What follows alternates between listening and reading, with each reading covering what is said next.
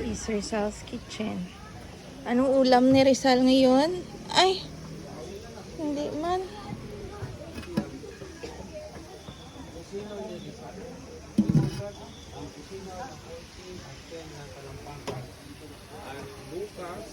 Bukas ang mga gilid.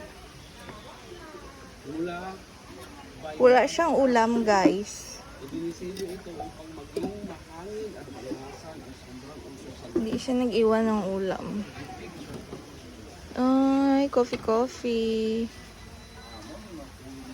Dito nagkakape si Rizal. Ito yung takori ni Rizal.